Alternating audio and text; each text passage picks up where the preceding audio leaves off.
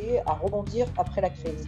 Quand on a le nez dedans, on se trompe tout le temps. Plus tu travailles sur quelque chose, et moins tu es capable de le modifier. Aujourd'hui, on a la chance d'être avec Mariette Laine, la fondatrice de l'Ascensionniste. Une histoire d'une société qui fait 900 000 euros d'affaires en 4 jours avec du carton. C'est une société qui a plus de 30 ans d'existence, qui vit avec un produit physique, qui a impacté en plein dans la crise sanitaire parce que c'est basé sur le tourisme. Donc voilà, ils ont conçu ce nouveau produit avec du carton. Et quand ils sont passés du coup à la phase, je veux dire, de production, est-ce qu'ils ont vraiment pris le temps d'écrire tout un cahier des charges, donc tout spécifié, ou ils y sont allés vraiment, je veux dire, ils avaient déjà l'habitude d'innover, mais comment ils ont fait? Alors en fait, moi, je leur ai interdit de faire ça. Euh, L'un des principes du design sprint, c'est de prototyper, de tester très vite. Pourquoi? Parce que quand tu prends du temps et que tu passes beaucoup de temps à créer un produit et à créer ton prototype et à le spécifier, quand tu arrives devant le client final, tu as une telle relation affective avec ton produit, c'est ton bébé, tu n'es plus apte à écouter les critiques, à modifier, à observer, parce que ton jugement de valeur est altéré. Si tu as sorti un prototype, mais vraiment quick and dirty, c'est pour ça que c'est important de le faire avec du carton et qu'il soit bon, pas trop pourri non plus pour le client, il faut quand même qu'il soit suffisamment évocateur. On n'est pas là pour, voilà, on ne prend pas les gens pour des imbéciles, mais il ne faut pas qu'il y ait d'affect.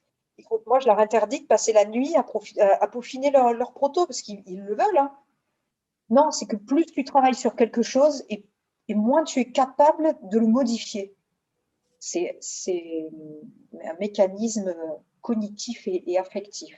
Cognitif parce que tu refuses d'admettre les erreurs que tu as pu faire et que ton cerveau il se met en bug quand tu es en mode d'autocritique. Il y a des choses sur lesquelles il bug et tu ne t'en rends pas compte. Et émotionnellement parce que tu t'es investi dedans, le projet te tient à cœur, tu n'as pas envie qu'il rate. Donc, quelquefois, tu vas continuer à investir dans un produit qui ne marchera pas parce qu'il te tient tellement à cœur que tu dis non, mais là, tel client, il n'a pas accroché, mais c'est parce qu'on ne s'est pas compris, il n'est pas vraiment dans ma cible. Ouais, Si, c'est c'est pas lui, complètement ta c'est sa cible. faute.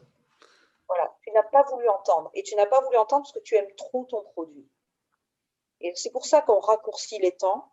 C'est pour ne pas créer de lien affectif avec le prototype. Par contre, vous allez me dire, j'entends déjà les personnes dire, ouais, mais du coup, s'il n'y a pas de cahier des charges, enfin, on fait avec quoi le produit?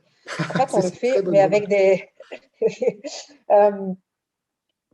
Dans la phase de création du produit, on, on a fait une cartographie, soit de parcours client, parcours utilisateur, peu importe. Du moment que c'est quelque chose de linéaire qui avance, de séquentiel. Tu observes certaines séquences, alors soit de l'utilisation d'un produit, soit du parcours client avant qu'il achète et qu'il réachète un produit, peu importe. Tu fais ta cartographie et tu vas identifier des points chauds. Les points qui sont hyper importants pour le client ou les points qui sont non résolus à ce jour, que personne n'a réussi à faire. On retravaille du coup sur, c'est la chose importante dans ce là c'est qu'on revient sur le côté point de vue utilisateur. On Oui, voit comment lui va se comporter, comment lui va utiliser le produit, oui, comment il va lui rendre service, qu'est-ce qu'il va lui apporter à l'utilisateur oui, pour du coup en oui. fait se mettre vraiment dans cet usage-là. Et donc, une fois que tu as identifié tous tes points chauds, que tu as créé, tu as fait tes idées, et puis tu as sélectionné un concept, tu l'as amélioré, il faut passer au cahier des charges du proto. Comment je fais mon cahier des charges? Je reprends mes points chauds et je redessine un petit parcours de mon proto. Je dis, OK, ça, c'était le parcours général d'utilisation d'un produit. Voilà le parcours de mon produit. Ils sont où mes points chauds? Tu fais la liste des points chauds et ton cahier des charges, c'est ça. Comment je réponds à mes points chauds? Le reste, c'est pas grave. C'est pour ça que le reste n'est pas sur le prototype en carton. Tout à fait, ça Parce reste que des ce que tu veux, fonctionnalités c'est voir secondaires. si, voilà, ce que tu veux voir, c'est si tes fonctionnalités cœur, elles sont là, si elles fonctionnent, si elles matchent avec le besoin du client. Et si le client te dit waouh, ça, je l'achète les yeux fermés, c'est gagné. Donc là, on est avec la société, on a deux objectifs. Donc partir à l'international, lisser la productivité qui du coup est très saisonnière avec la partie touristique. Et donc du coup, au final, mais dans cette histoire, on se retrouve avec un produit, une innovation. En quoi ça part à Mm. l'international et en quoi ça lisse la saisonnalité. Et du coup, qu'est-ce qui s'est passé entre... C'était pas... Ils parti d'un côté et ils arrivaient à l'autre côté. Comment ça se passe? Alors, c'est fait exprès, parce que moi, je savais que leurs objectifs étaient mal positionnés. Parce qu'en fait, ils répondaient à une mauvaise question.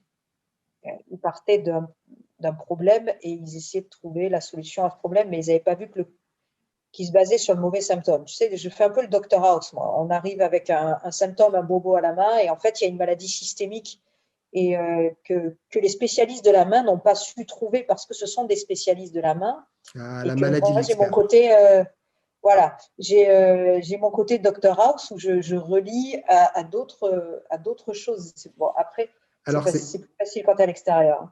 oui, tout à fait. C'est un système de diagnostic différentiel, ça s'appelle.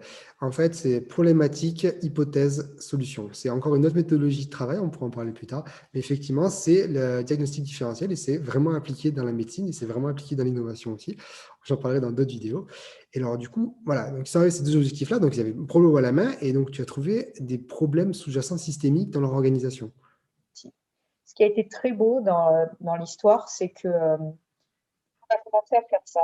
Donc, c'est dans la première phase du design sprint, tu commences par écouter les gens, tu les fais parler de ce qu'ils font, tu leur fais poser des questions d'une certaine manière, tu évites le tour de table très pénible et très long alors moi je suis l'expert de ça et donc je trouve que le produit fait ça. Non, tu vires tout ça, c'est une conversation à bâton rompu et tout le monde note ses questions toujours d'une même manière, très calibrée.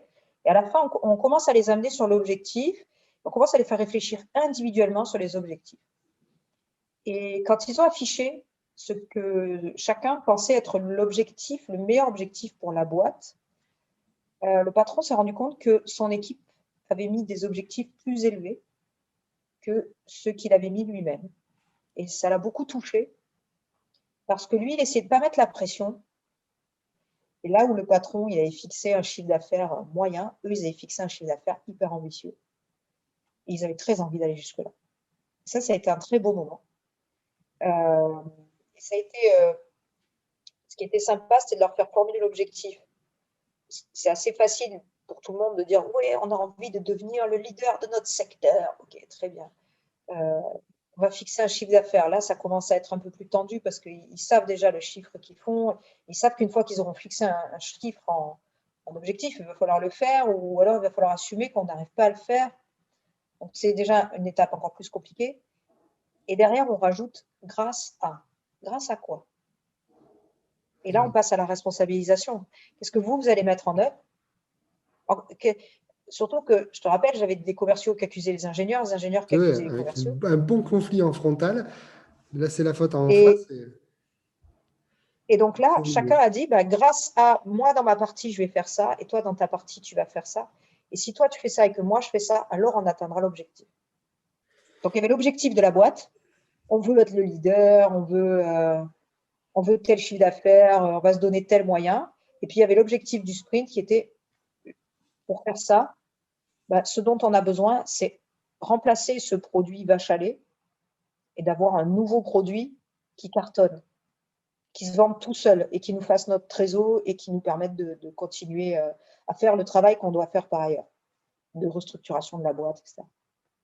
Oui, donc du coup, l'importance d'avoir, quand il y a eu ce conflit face à face, d'avoir quelqu'un du coup d'extérieur qui va pouvoir venir dialoguer avec tout le monde et du coup passer en fait toutes ces barrières-là d'historique, de relationnel, de hiérarchie. C'est vraiment le côté où il faut intervenir à l'extérieur pour vraiment casser ces liens-là et du coup avec une bonne méthode pour vraiment mettre le dialogue en place pour innover. Ça, c'était vraiment une histoire incroyable. La PME de plus de 30 ans a réussi, du coup, avec deux services qui ne s'entendaient pas, à s'unifier, trouver un objectif commun, le dépasser, qui était plus ambitieux que celui qu'avait proposé le PDG, et du coup, de vraiment arriver avec un produit testé en carton à faire 900 000 euros de chiffre d'affaires en plein Covid. Voilà, je veux dire, ça, c'est incroyable, en 4 jours. Voilà, je ne peux pas dire mieux. Mariette, voilà, sur Tintin, super héroïne, de ce projet-là. Et alors, en plus, ce qui est bien, c'est qu'elle a écrit cet article-là et aujourd'hui, je la vois, Mariette, et elle va pouvoir nous raconter ce qui s'est passé encore un petit peu après parce qu'elle a refait du coup un petit point avec cette équipe-là. Du coup, Mariette, qu'est-ce qui s'est encore passé aujourd'hui? Voilà, donc en fait, c'est après que j'ai su qu'il y avait les lettres de commande qui étaient tombées, etc. Et du coup, on se retrouve dans une prochaine vidéo pour les prochaines interviews pour parler d'innovation sans se blesser, en limitant le risque. Et ça, on l'a bien compris avec cette interview-là, et qu'on peut tout faire avec du carton pour pas très cher.